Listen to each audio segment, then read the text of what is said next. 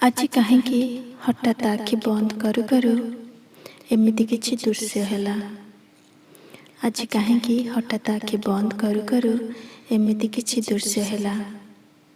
ଆଉ ଆଖି ଖୋଲିବାକୁ ଚାହିଁଲେ ବି ଖୋଲି ପାରିଲେନି।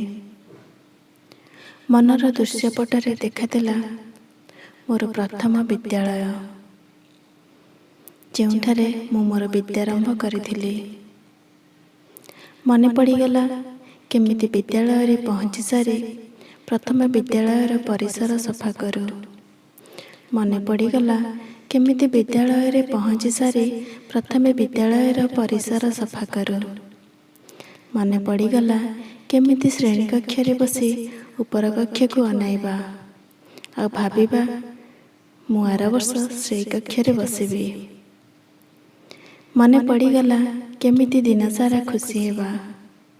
ମନେ ପଡ଼ିଗଲା କେମିତି ଦିନସାରା ଖୁସି ହେବା ଆଉ କହିବା ସାର୍ ଆଜି ମୋ କଲମରେ ଲେଖିଲେ।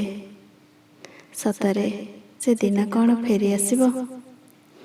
ଏତିକିରେ ମୋ ଆଖିରୁ ଦୁଇଧାର ଲୁହ ବାହାରି ଯାଇଥାଏ। ମୋର ତ ବାସ୍ ସେଇ ସ୍କୁଲ, ସେଇ ଶ୍ରେଣୀ, ସେଇ ସାଙ୍ଗସାଥି ଆଉ ସେଇ ସମୟ ଦରକାର, ଯାହା ଆଉ କେବେ ବି ଫେରିବନି। ସତରେ ଅଫେରା ମୋ ଅତୀତ।